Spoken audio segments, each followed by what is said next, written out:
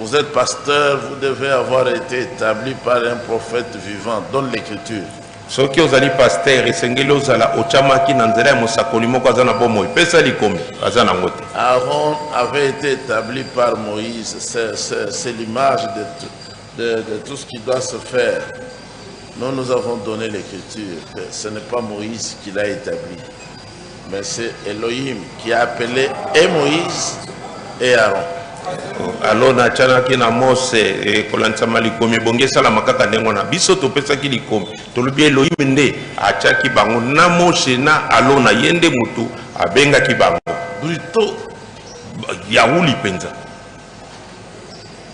Dans le bavardage, il dit Paul était prophète, donne l'écriture. Montre là où Paul a dit lui-même qu'il était prophète. Na maloba lobilo Paul azaki mosakoli. Ils étaient dans l'étonnement. Bo pesa likomi esika Paul yimoka lobina za mosakoli. Pour dire mais c'est lui qui parle comme ça. Lui, il n'est pas dans le message, dans de la fleur. Parce que frère Bonhomme dit ça. Moi aussi, je sais que lui qui répète ça, qui a triché ça là-bas, il ne peut pas trouver une écriture dans la Bible. Allez, donne-moi l'écriture. Si tu es fort, même deux. Donne-moi deux écritures où Paul a dit, moi Paul, je suis prophète. C'était fini. Lokola et kokamo na bango zalaki kolobete o yaza koloba boyboni yaza na kati ya sango ya tango na suko pa matenga na yebiango kasi na lobi pesa na likomi na Biblia ata moko to mibale akangami. Les producteurs de l'émission, il n'a fait que saisir ces occasions-là pour répéter les questions. Mais donne quand même l'écriture. Donne ne fût-ce qu'une écriture. C'était après. Moi, j'ai été appelé pour être serviteur et apôtre. Je suis apôtre. Et vous voyez, vous avez manqué l'écriture. Là où Paul a dit qu'il était prophète.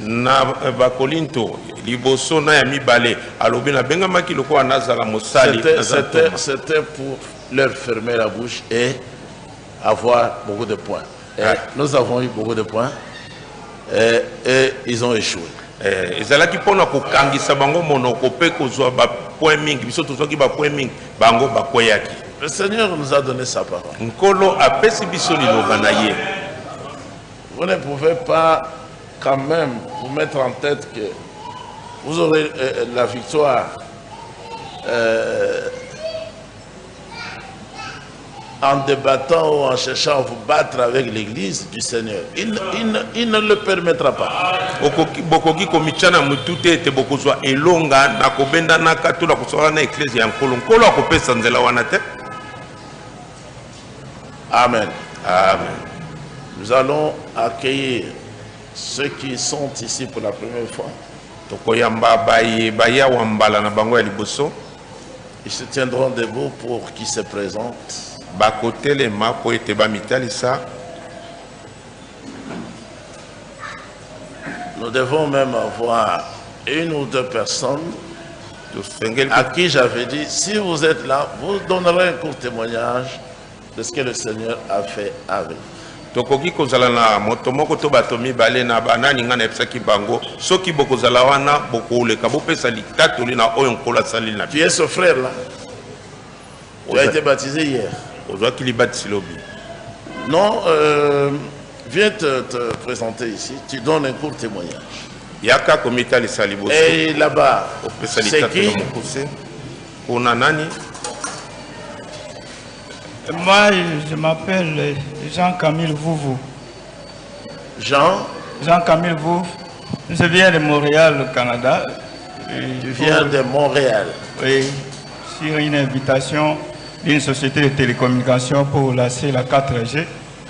Et j'ai rencontré avec le frère Aimé, celui qui m'a montré l'église, parce que autrefois, j'avais eu votre photo qu'on m'avait envoyée en Afrique du Sud par le frère Cédric Loukoussa. C'est par là que j'avais cherché à venir voir l'église et à vous voir en personne, parce que j'ai entendu le temps parler de vous. Et je suis très content de vous voir et je remercie Dieu. Je suis aussi prédicateur. Très bien, madame. Vous êtes dans le message du temps de la fin? Oui, je suis prédicateur. Oh, d'accord. Madame. Si tu as des questions, tu les poseras. soki oza na mituna okotuna yango. Là où nous avons des réponses, on les donnera. Esika tozali na biyano tokopesa yango. Si vous êtes dans la branche de 7 tonnerres ou tonneristes, il faut déposer ça. Soki ozali na ete oki kosangana na biso elongo ndenge toyembaka yango pe totambola elongo. On avait chanté l'autre fois. Lokola toyembaka mokolo mosusu. Oui, chef frère. Iyo ndeko molinga. Shalom Église. Moi, je suis le pasteur modeste. Pasteur modeste. L'évêque Esali tango molai nalandaka à la radio. nalolaka. Mais c'était pas chez moi à la maison. Ezalaki epelanga te na ndako. En fait, j'ai été arrêté par Calais pour une histoire politique. Na boye bakangakanga na Kalev na tango na pona makambo bokulaka. Et puis je suis allé à Makala. Pe nakendaki na Makala. Maintenant, mon voisin de la chambre, il avait une petite poste récepteur en main. Na boye moninga na ngai oyo esika ya kolala zalaki na mwa lolaka moko moke na maboko. Et souvent, il suivait le pasteur. Mbala Quand il mingi prêchait. ye ala zalaki kolanda pasteur tant pasteur aza kote. Et comme moi aussi, je m'intéressais beaucoup à ça. Lokola nga pe nazali kosepela mingi na yango. À chaque fois, même si je me reposais dans ma chambre, Ata soki naza kopema kuna na suku na ngai. il viendrait vite, il dit, hey, docteur, Mutunayo, Mutunayo. Il disait ça. Akoya mbango epa nanga koloba Donc, docteur pour mutu lui, il me disait ça pendant que je n'étais même pas croyant ici. Et puis, je n'ai jamais vu les pasteurs. ye azalaki kobenga ngai ndenge na nzoka nazalaka ata mondimi awa te natikala mpe komona pasteur te. Mais quand le président Félix nous a libérés par la grâce présidentielle, Tango mokonzi ya mboka Félix abimisi biso na ngolu ya mokonzi ya mboka je suis sorti et rentré.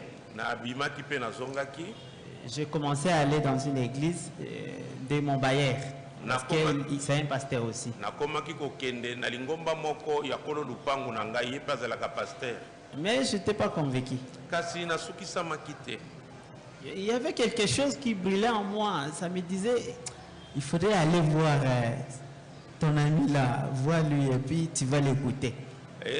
Eloko moko ezalaki kati na nga kotinda ngai esengeli okende komona moto na yo wana pe oyoka ye. Et un jour, j'étais de retour de mon champ qui est à Mekao. Mokolo moko nautaki na bilanga na ngai eza na Menkao. Dans la voiture, j'ai suivi maintenant le pasteur en train de prêcher. Kati na mutuka nalandi pasteur aza kote. Et les gens avec qui nous étions ensemble avec eux, Pe bato tozalaki na bango elongo. ils disaient, ah, ce monsieur-là, c'est un démon, mais il connaît la parole. Et ils disaient ça. Bazalaki koloba boye. Mwana mboka wana za molimo mabe kasi ayebi liloba. Maintenant, moi, je me demandais, je leur ai posé la question, j'ai dit, mais vous dites que c'est un démon, mais après vous dites qu'il connaît la parole. Ça, c'est quoi? Natuni bango motuna. Bino bozolo baza molimo mabe kasi. Et personne m'a répondu. Et on est parti comme ça. Oyo ezani ni moto ya nola te pe tokobaki kaka bongo. Bon, j'ai pris une décision de venir voir le pasteur. Nazwaki mokano ya koya kokuta na pasteur. En arrivant ici, Ekomaki ngai awa. j'ai eu l'envie d'être baptisé. Nazwaki posa kaka ya kuzwa Hey. libati.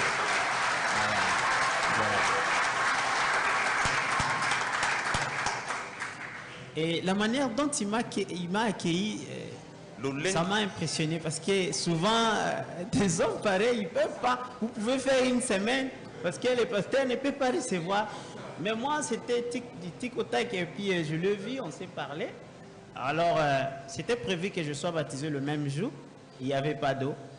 Et le lendemain matin, pour venir, en tout cas, je n'ai pas pu venir être baptisé parce que, vous savez, quelqu'un qui sort de la prison, il a beaucoup de problèmes à résoudre. Et puis, à la maison, mon bailleur commençait un peu à me compliquer.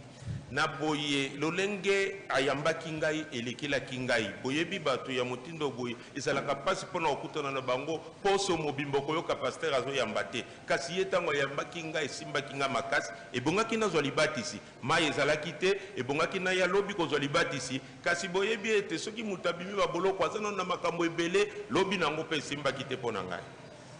Alors, c'était hier que je suis arrivé ici. ezalaki siko lobi oyo eleki nde Le nakomaki pasteur, il était occupé. pasteur azalaki mpe na mosala. Mais il y a des frères qui m'ont réussi et puis j'ai été baptisé hier. kasi ezali na bandeko bayambaki ngai mpe na batisamaki lobi eleki.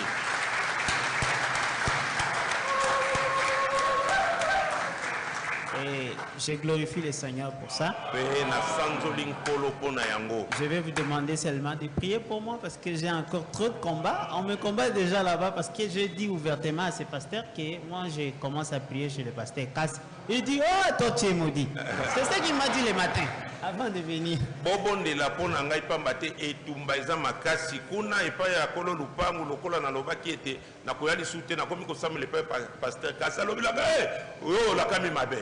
Et puis il m'a dit, tu as été baptisé par quel nom? Ah, je lui ai dit au nom de Yeshua Mashiach. Et tu me dis, tu vois, c'est pas le nom de Jésus, il faut être baptisé au nom de Jésus. J'ai dit, mais c'est le nom de Jésus.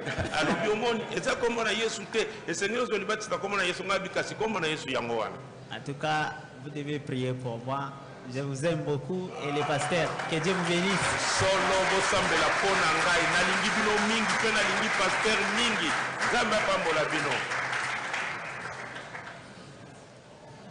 Nous allons avancer.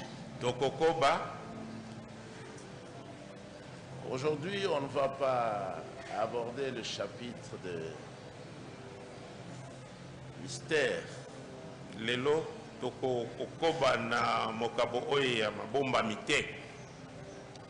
Il était question que nous lisions dans le 4e psaume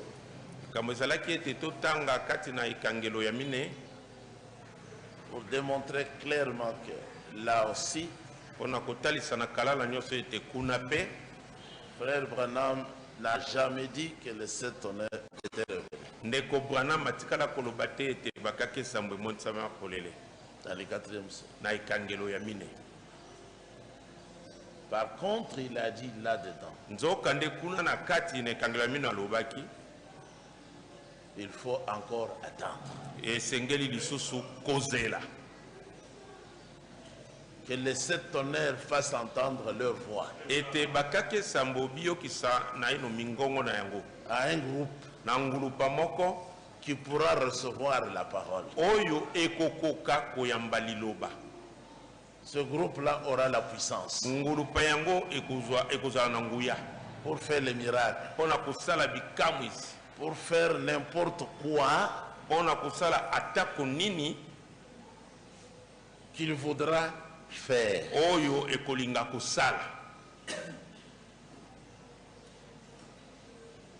Mais ça, c'est Apocalypse chapitre 11. Où la prophétie dit clairement,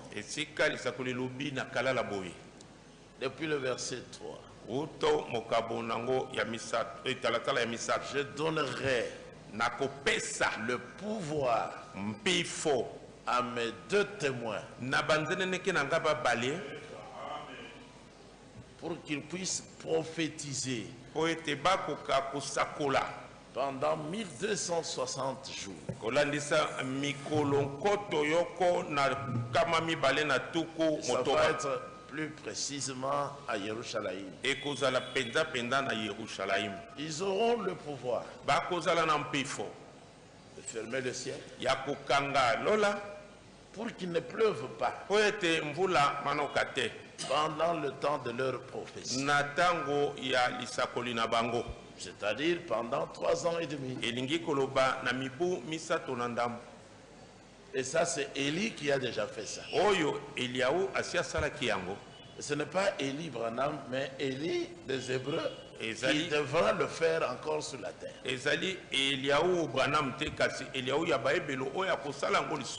Ces 2 témoins qui sont appelés 2 oliviers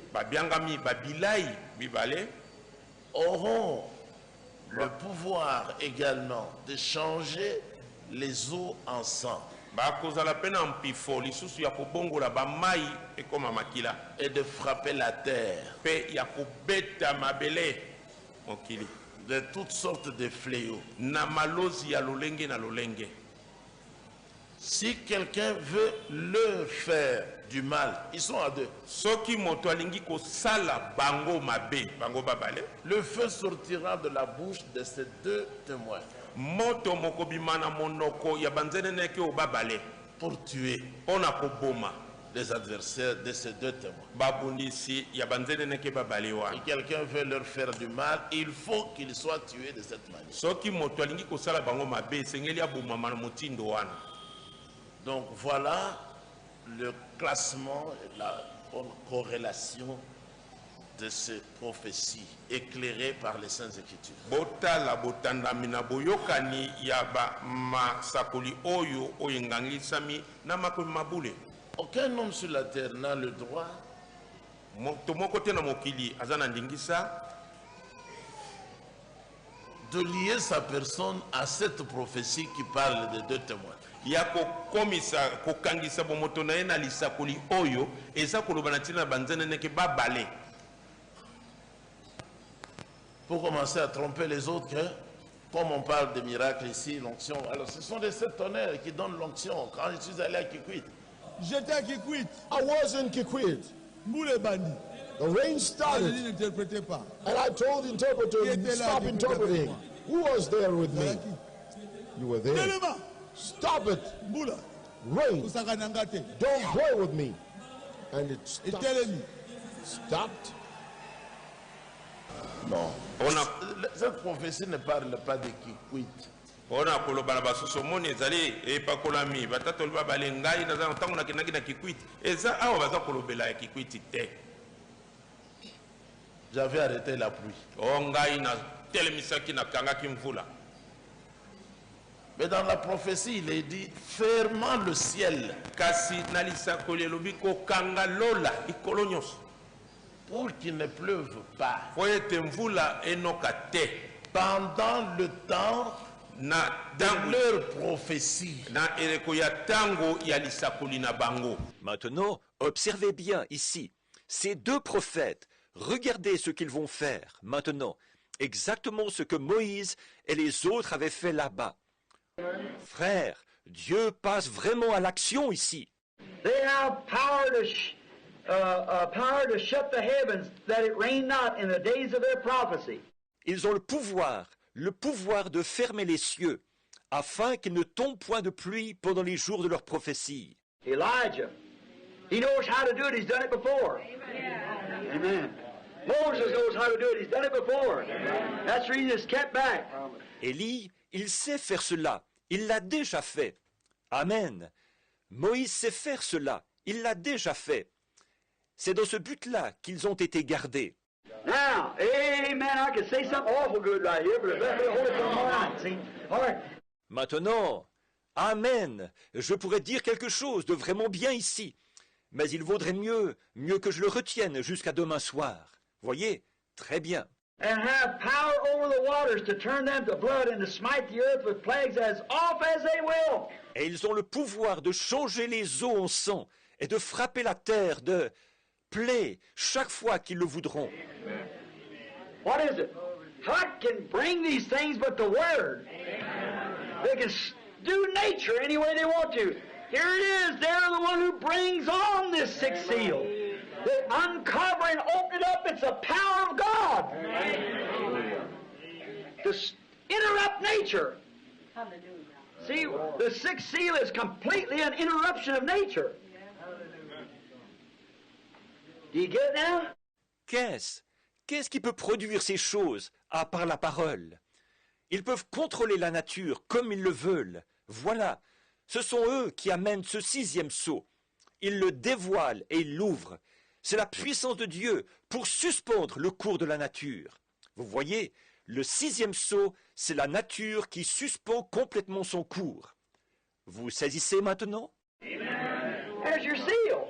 Who does it? It's the prophets. The other side of the rapture. With the power of God, the Word of God, they just condemn nature. They can stand earthquakes, turn the moon into blood, the sun can go down, or anything at their command. Amen. There you are. There you are. Voilà votre sceau. Qui fait cela? Ce sont les prophètes, de l'autre côté de l'enlèvement. par la puissance de Dieu, la parole de Dieu, ils condamnent tout simplement la nature.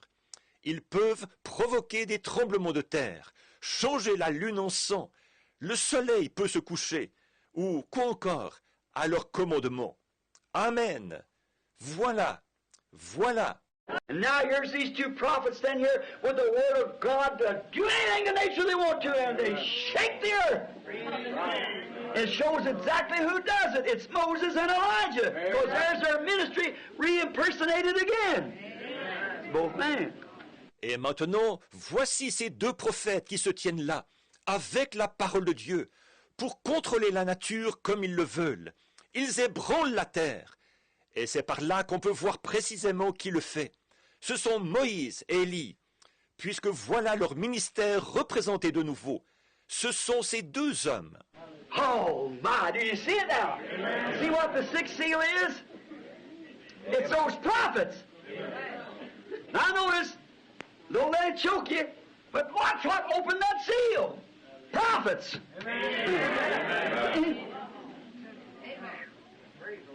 There you are.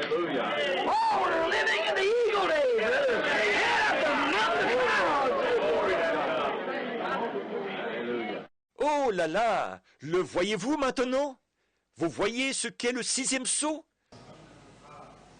Ce n'est pas arrêter la pluie pour 5 minutes ou même pour 5 heures. Non, c'est pendant 3 ans et demi qu'il ne pleuvra plus sur la terre lorsque les deux témoins seront à Jérusalem en train de maudire la terre. Ezalité kokanga mvula moko pona miniti mitano tongo nga mitano te mibu misato na ndambo likolo ekangami na tango batatu limi baliona bakozala na Yerusalem kosalisa mosala na bango. C'est coller brutalement une prophétie si claire qui ne parle même pas de l'église. C'est le banditisme. Komi kangisa penza na nko lisakolio ya kala lezali koloba kutwana te ezali boyauli to botomboki. Pour nous l'église, on a biso ecclesia avant d'agir, liboso ya kosala, il faut que le Seigneur nous parle. Esengeli nkolo alobela biso. Frère Branham, on lui a envoyé même les billets d'avion pour qu'il aille prier pour les malades. Il entrait d'abord dans la chambre. Quand le Seigneur autorisait, il partait. Mais lorsque le Seigneur lui disait de ne pas aller, il remettait le ticket. Il dit non, non, partez, enterrez votre enfant. C'est la volonté du Seigneur qu'il soit enterré. Ndeko bwana bazali kotinda ta ticket ya pepo ete yake niko bondela pona mutaza kobela azali kokota na suku abondeli soki nkolo apesi nzela akei. Et même lorsqu'il y a eu des œuvres manifestées dans la puissance au travers du ministère de William Branham, ce n'était pas lui. Atatango ezalaki na misala etalisamaki na nguya ya ntomo na mosala ya William Branham ezalaki yete. Lorsqu'il y a eu création d'écureuils, tango bokelami yaba écureuil salamaki, le Seigneur lui a d'abord dit, tu veux que ce soit où? Kolo liboso alobi na olingi bazala wat. Il a regardé à gauche, il a regardé à droite, il a dit, talinga mwamba nga mwamasi alobi qui est un écureuil là. Et kila moko bimao. Et l'écureuil était là. Moni et kila azaliwan. Ce n'était pas lui. Et ça là qui était. L'autre. Mon sous. Que l'autre soit là, accroché à cet arbre-là. Mon sous azala kangami na nzete wana. Oh, le Seigneur parle et lui répète. Bomoni, nkolo nde azakoloba, yesu kwa zozongela maloba ya nkolo. Je crois il doit avoir eu 3. Nabanzi ya zwaki misato. Si je n'ai pas oublié l'expérience. Soki na bosani libiki yangote. D'ailleurs, pour le troisième écureuil, il avait déjà oublié. Ça n'allait. Et le Seigneur le rappelle, mais tu as parlé de 3.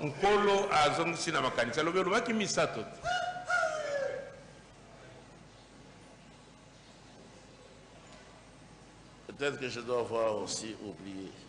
Quand il a cherché le 4e, il n'a pas trouvé. Parce que là, c'était lui, ce n'était plus le Seigneur.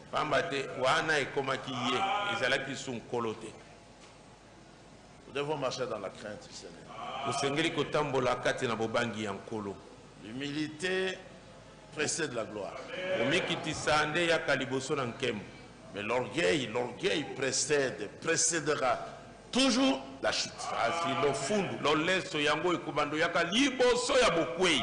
Pour nous orienter, Na sima nde tokotanga liloba na nkolo mpona ekamba biso. je vais laisser après la place à quelques-uns Sima na kotika esika de ma famille na boko pour ya mettre leur vie en ordre comme j'avais promis. na boko ba ya libota na ngai po ete babongisa babomoi na bango ndenge na lakaka. Parce que la grande sœur était venue le vendredi pour me parler, essayant de mettre la vie en ordre d'après ce que j'avais compris. Kolotu na ngai mwasi ayaki mokolo ya mitano kosola na nga mpona kotya vi na ye na alima na ndenge nga nasosolaki. J'avais patienté. E nazelaki. Alors, jusqu'au moment où elle est venue elle-même, ainsi j'ai dû appeler les deux sœurs qu'il avait entendu dire et faire des choses mystiques. Comme ça, elles ont parlé, elles ont répété. Hier aussi, j'avais réuni toute la partie concernée. J'ai promis qu'aujourd'hui, devant l'Assemblée, on met fin à cela. On va régler cela bibliquement, selon le commandement du Seigneur. Nazelaki kino ye moko tango ayaki pe na bengaki bandeko bale ya basi bao bayokaki pe bamonaki oyo asalaki ya soloka wana basololaki pe nalobaki tokolekisa yango na lisanga kokata yango na ndenge ya Biblia. Dans l'église, c'est comme ça. Kati na eklezia ezalaka nde bongo. Même si c'est une toute petite chose, mettez ça en ordre. Ata soki ezali tumwali kamo ya mukeleke te botya yango na alima. Frère Branham dit, même s'il faut que vous reveniez, même 100 000 fois, faites-le.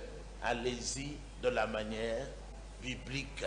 Ndeko Branham alobi soki ata esengeli ozonga ata koleka makama sala yango zonga bosalela yango na ndenge ya Biblia. Ne dites jamais, oh, mais ça c'est une petite chose. Voilà, bah ata moke ah oui ezali kama moke.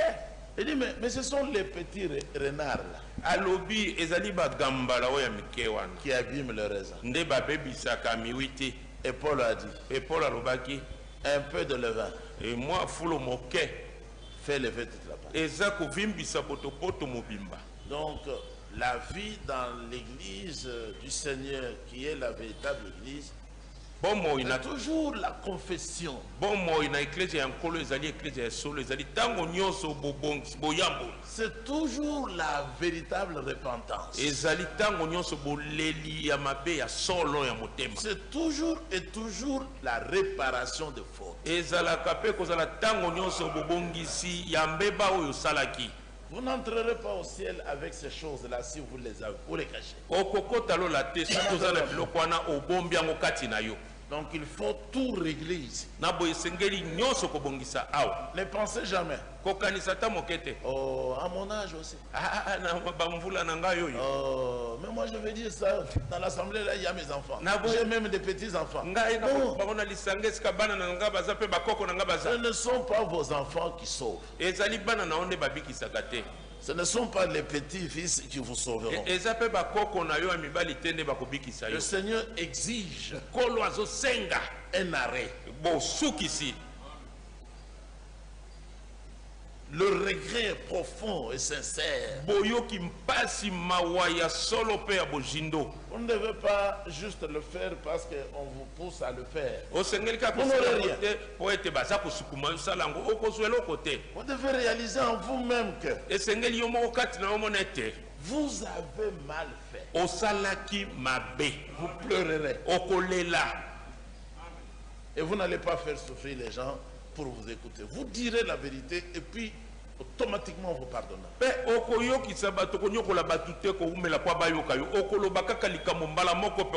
C'est ça le remède dans l'église du Seigneur. Ton frère a fauté, ndeko na mobali asali mbeba, il a péché contre toi, asumuki epai na yo, tout ça on va dire. nyonso na tokotanga. Va, Kende reprends-le. yo pamela ye. S'il t'écoute, Soki ayoki yo, tu l'as gagné. olongi ye. Et pour le faire, il ne faut pas être prophète comme Kakou a dit.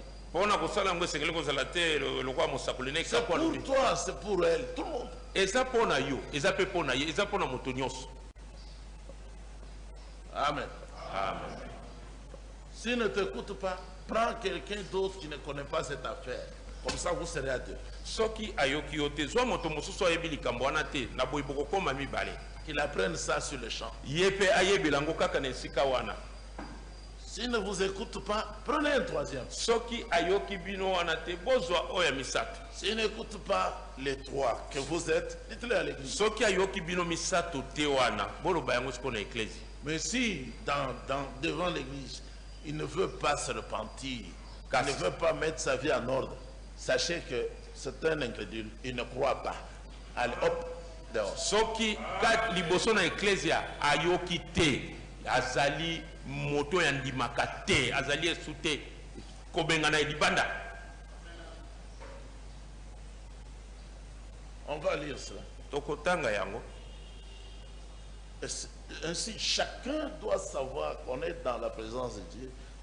Il faut mettre sa vie en ordre. Na boy, moko na moko esengeli yeba tozali na bojali ya Nzambe, esengeli kobongisa bomoi na yo. Vous ne devez rien cacher. Osengeli kobomba eloko te. Sinon, vous n'êtes jamais de nouveau. Soki te, okotikala na okobota masika te. Vous pouvez avoir mis du temps ici. Okoki ozala umeli Vous tango venez na même avant tout le monde à l'assemblée. yokutu na lisanga yondo yaka moto liboso. Il y avait une sœur ici qui, toujours avant tout le monde, elle était là. Ezalaka na ndeko mwasi moko mikolo nyonso ya yaka liboso ya bato nyonso. Et après plusieurs années, Sima na mibu ebele elle était sorcière. azalaki ndoki ya mwasi. Et elle, Naye et sa mère. na mama naye. Allez, hop, Allez. Ibali. tu ôteras ainsi le méchant du milieu de toi. Na motindo wana nde okolongola moto na yauli kati kati na yo. Qu'on ne trouve chez toi Bakuta epai na yo te. personne Moto te. qui évoque les esprits, Oyo abelelaka milimu. qui pratique la magie, Oyo aza kosalela soloka. qui pratique la sorcellerie. Oyo asalelaka kindoki. Qu'on ne trouve pas ces gens-là chez toi. Bato wana epai na yo. C'est le saint commandement de Yahweh. Ezali motindo ya bule ya Yahweh Elohim. Dites Amen. Amen. En lisant les Écritures, Nakotanga ka makomi. la parole du Seigneur, Liloba yankolo. pour nous orienter, Ona kokamba biso.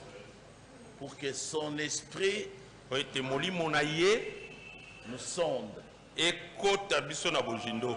Sa parole Liloba na ye est esprit zali molimo et vie. pe bomoi. Le croyez-vous? Ondimi yango. Alors nous avons chanté qu'il faut accepter le nom du Seigneur. Na boye tosili koyemba ete esengeli kondima kombo ya nkolo. Mais il est écrit, Kasi ekomami boye.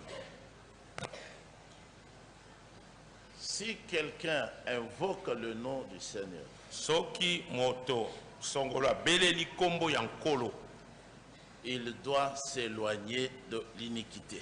asengeli kotangwa mosika na lisumu na nko. Connaissez le bien à faire, mais vous ne faites pas, mais vous faites le mal. Oyebi malamu ya kosala. Ozosala ngo te, ozosala kaka mabe. Dans Deutéronome 15, nous allons prendre 4 versets. Na Deutéronome zomi na mitano tokozwa banzela ya matangi mine. J'avais lu cette écriture hier soir avec la famille. Natangaki likomi olobi na poko elongo na libota. Je préférerais que les frères nous aident aussi dans la lecture, qu'on leur tende le micro. na kolingete bandeko babali basonga biso na litangi bapesa bango micro.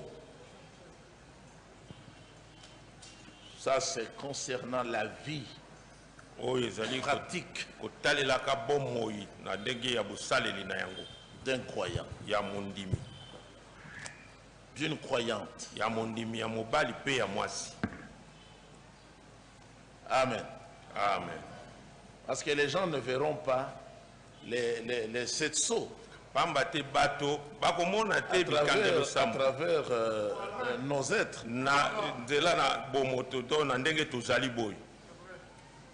Ils veulent voir la vie. Comment est-ce que nous vivons? Même en étant seul. Comment est-ce que tu vis là où tu es? Là où tu travailles. À la maison. Comment tu vis? Il s'agit de cela maintenant.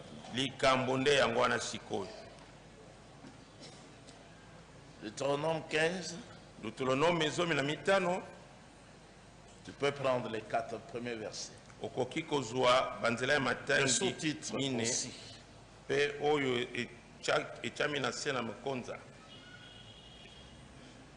L'année de relâche.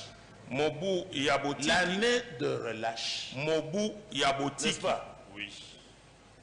Mais quand vous dites l'année de relâche, alors que la phrase est terminée, on attend que tu continues, mais non, l'année de relâche. Parce qu'il y a un point.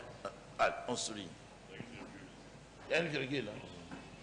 L'année de relâche. Ici, c'est l'année de la rémission.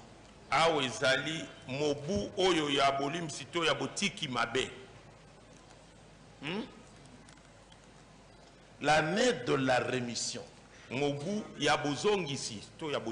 Exactement. Alors, dans le livre des Actes, chapitre 2, verset 38, vous avez différentes versions. Il est dit: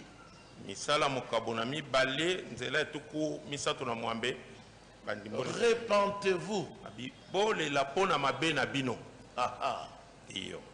et que chacun de vous soit baptisé, plongé dans l'eau au nom du Seigneur Yeshua Hamashiach, pour la rémission, voilà, pour la rémission de vos péchés, c'est-à-dire le pardon. On doit vous pardonner. Le Seigneur va vous il va remettre vos fautes. Il va remettre sur le dos de Satan. Et vous êtes libérés. C'est-à-dire l'année de la rémission.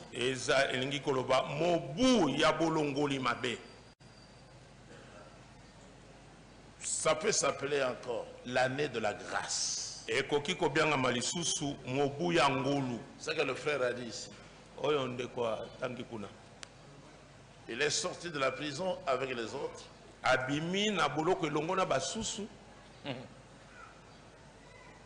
Frère, toi tu as fait combien de temps en prison? En fait, là j'ai fait 2 ans. 2 ans. Qu'est-ce que tu avais fait? C'est juste que quand docteur Denis Mukwege a tweeté, il a dit nous voulons une transition sans Kabila.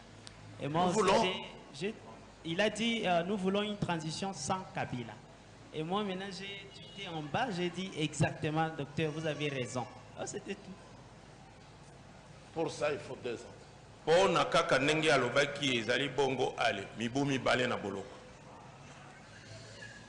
Ça c'est la méchanceté.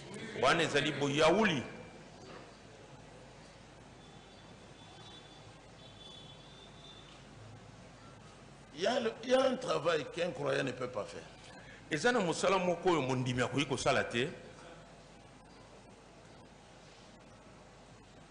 Il Il y en a qui ont fait même 5 ans, 10 ans, 20 ans.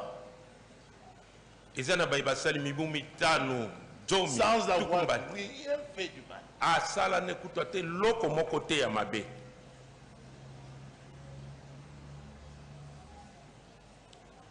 Loin de sa famille. Ses enfants ne le voient pas.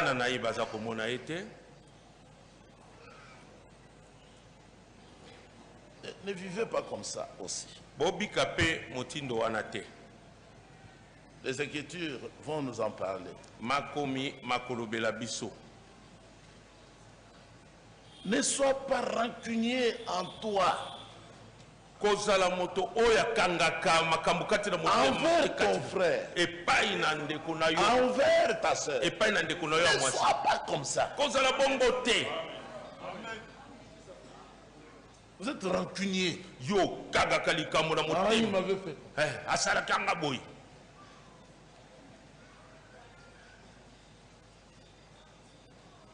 Et vous voulez lui faire du mal.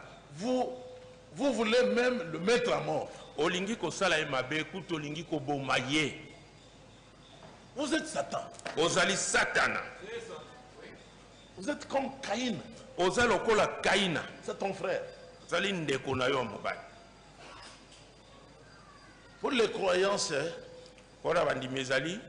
malgré tout ce qu'il m'a fait, je pardonne.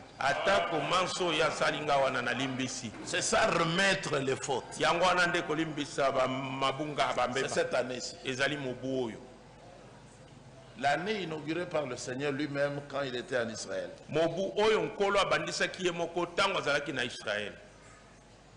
Il a inauguré l'année de la grâce.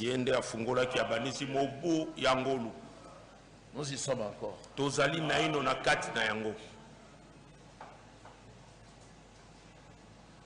Vous êtes un être humain.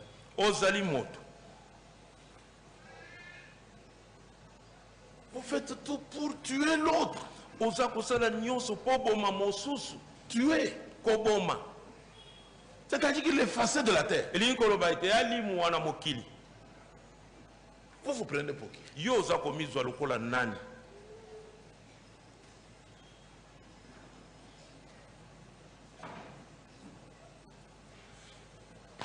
Inconcevable.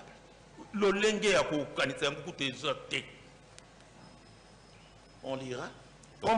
Continue, frère. L'année de relâche, les indigents, les esclaves, les premiers-nés des animaux. Tous les 7 ans, tu feras relâche. Et voici comment... Relâché. Relâché. Comme quand on fait la gymnastique. On fait les mouvements, Quand vous terminez, allez, on vous entraîne à relâcher.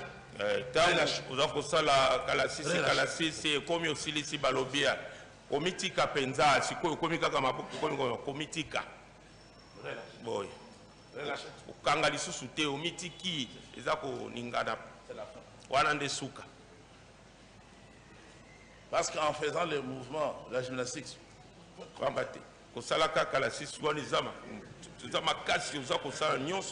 relâché.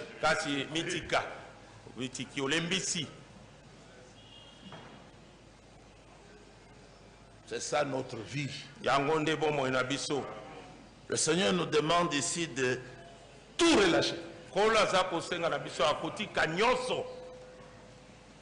Continue, frère. Et voici comment s'observera le relâche.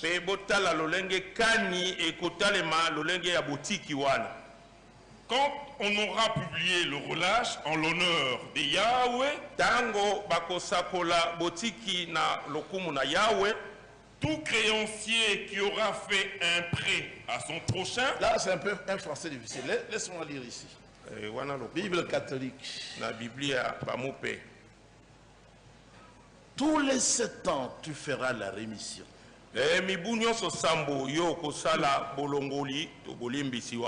tu feras. okosala yango. Celui qui aura prêté de l'argent à quelqu'un oyo akosila adefisaki moto mosolo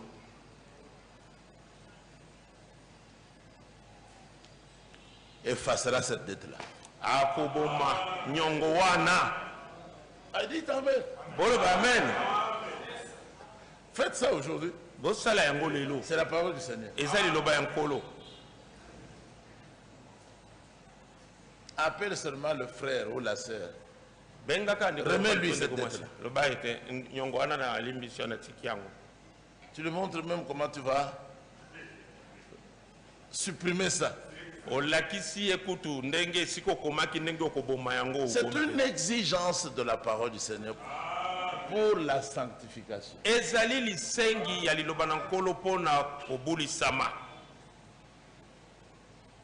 Après qu'on aura publié la rémission des Yahweh, comme aujourd'hui, je suis en train de publier ça.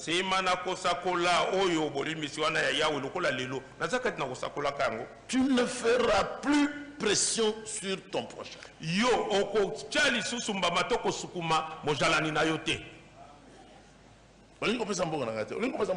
ne veux plus, tu ne veux pas donner mon argent. Tu ne veux pas donner mon argent.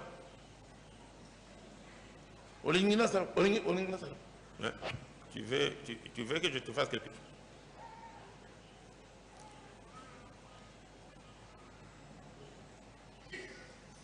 La justice.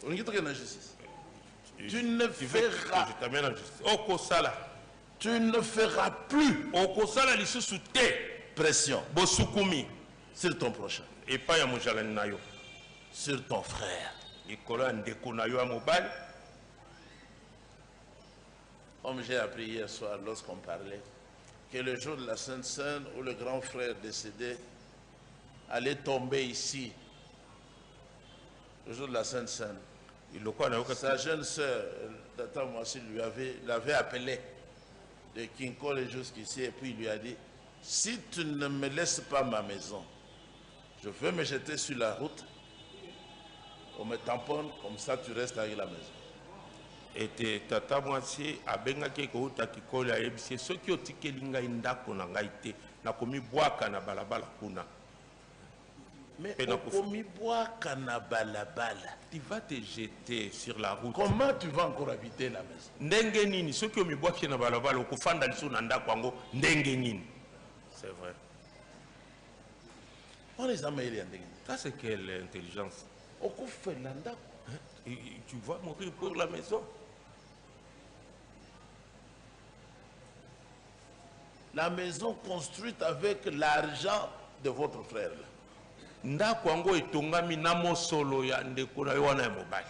Ça vous concerne peut-être hein, aussi. N'ayez pas de telles idées.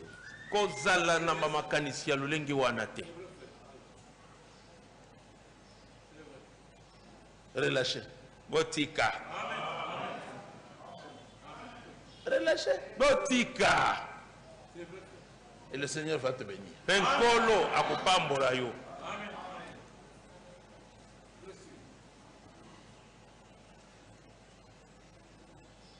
Et son grand frère doit lui avoir dit, tout ça je ne savais pas.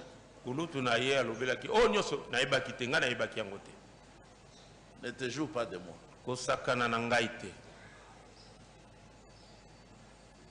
Et sa maladie.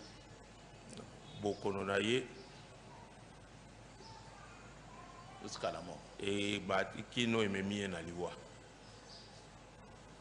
elle menaçait. Vous allez voir. Oui, vous allez voir.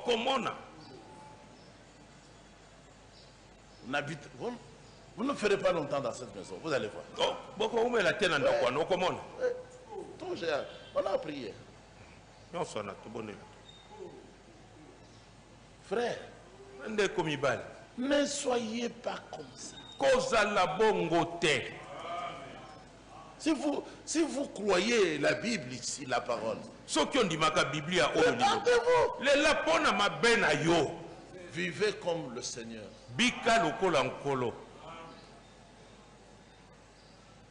Il n'avait qu'une seule tunique. azala ko vele na elamba moko. Et ça a été pris. Pe bazwaki yango. Ah oui? Iyo. Il n'a jamais discuté avec quelqu'un. Atikala ko bendana na moto te. Vous me laissez sans habit, moi, le créateur même, vous. Botiki ngai boye kozanga bilamba ngai mokeli kutu nyos.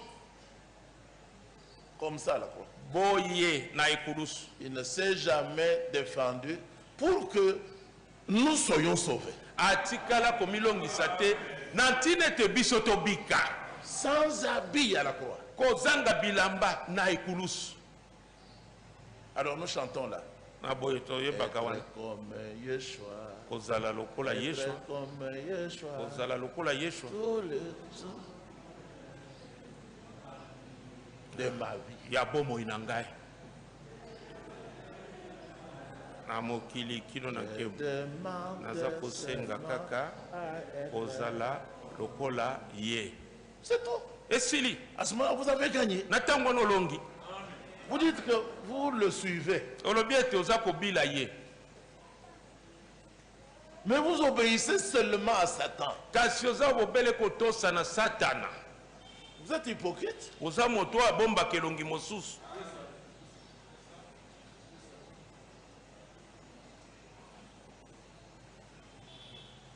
C'est un combat de chaque jour.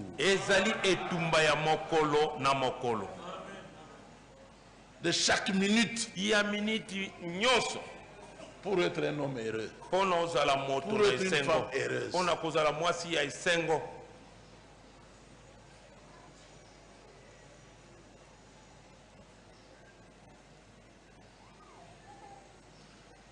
Tu pourras faire pression sur l'étranger. Pas tu dois faire. Tu pourras le faire pour l'étranger. Mais tu effaceras la tête de ton frère.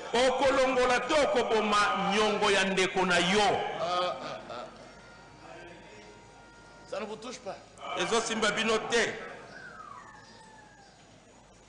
Ça vous touche aussi. Est-ce que vous vivez comme ça?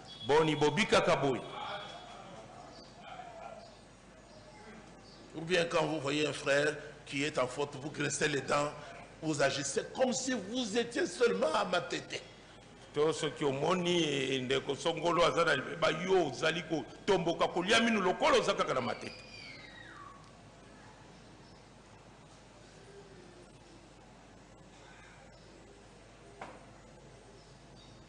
Tu ne pourras pas faire pression sur ton frère. Vous savez pourquoi?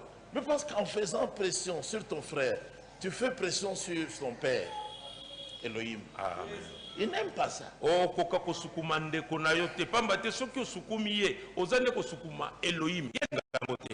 exemple chez moi, chez les enfants.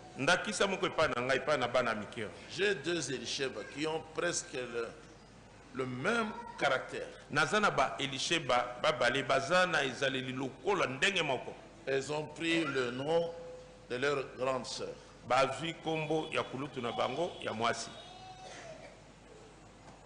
Que le frère Chamba ici aurait épousé. Si tout allait bien. Si tout avait bien marché.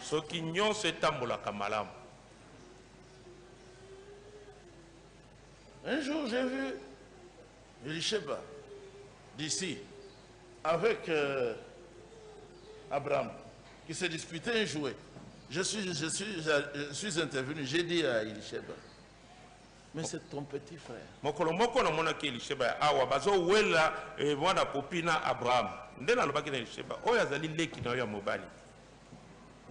Donc, c'est ton petit frère. Je n'ai jamais oublié ça. Elle s'est redressée. Elle a remis. Jusqu'aujourd'hui. Je ne la vois jamais. D'ailleurs, elle a grandi. Elle a quitté l'enfance. Je ne la vois jamais se disputer encore les jouets avec les petits frères.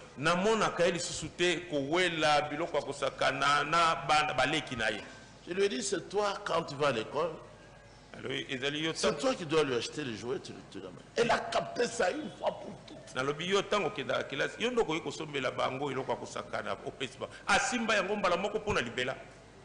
Ce sont mes enfants de qualité. Leur grande sœur, Noah, dont le nom signifie « Elle nous donnera la paix ».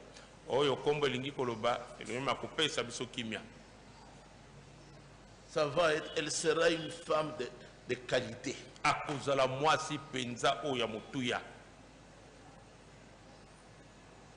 Je dis souvent, quand je les regarde, mes filles là, vous avez Ribka, vous avez... Je pleure de reconnaissance envers le Seigneur.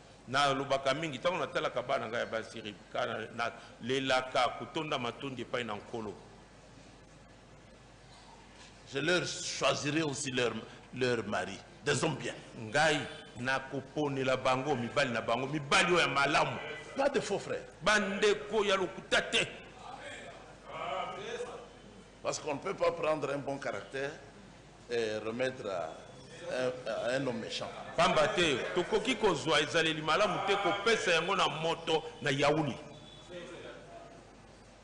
Donc c'est ça. Frères et sœurs, voilà la conduite, voilà la vie, c'est ça.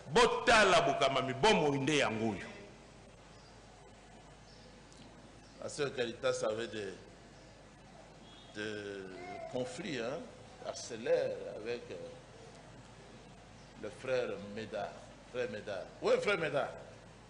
Vous vous rappelez de ce que j'avais dit? Qu'est-ce que j'avais dit à la sœur Caritas?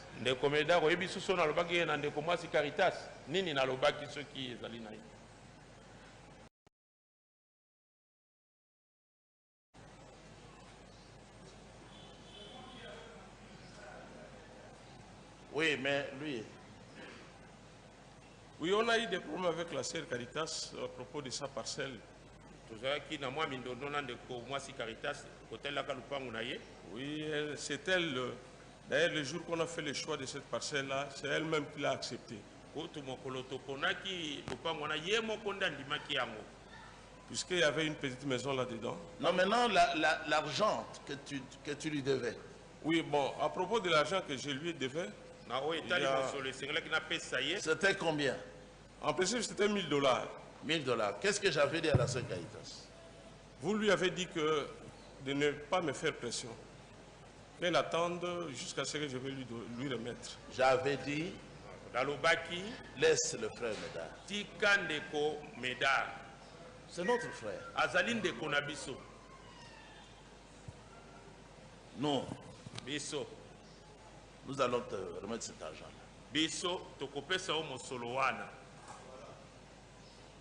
À la place de frère Médard. Laisse-le. C'est ça, hein? Oui, c'est ça, frère Médard. Oui, oui. Puisqu'en soi, son argent a été emporté par le frère qui est à Dubaï là. Laissez. Je ne suis pas là-dedans. J'ai voulu que l'Assemblée entende ce que j'avais dit à la sœur. Amen.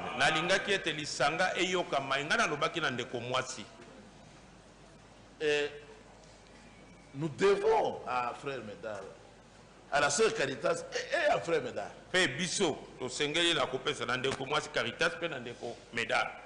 Le travail qu'il a fait ici. Au nom du Seigneur. Donner une offrande d'amour en tant qu'assemblée. Amen.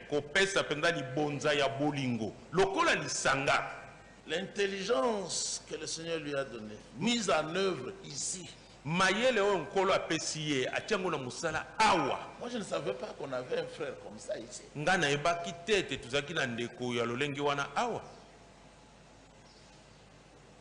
Il a dit le bâtiment allait échouer. Maintenant, ça s'appelle le bâtiment de récupération. On va faire des choses pour récupérer. La maison du Seigneur est là. C'est lui qui a inventé le bureau. Ye mutu akelaki bureau eza. Moi, je ne pensais pas qu'on pouvait avoir une construction là-bas. Nga na okanisa tete tokoya kozala na mwa botongi awa. Moi, je voulais seulement que la famille vienne habiter, c'est fini. Parce que j'en avais déjà marre avec les bailleurs. Nga na lingaka libote ya kufanda na sina lembaki kuna na bakolo lupango. La cuisine là. Kikuku kuna. Oui, j'étais d'accord que la cuisine soit là. Quand on prépare, nous prenons à manger, nous passons par là jusqu'au.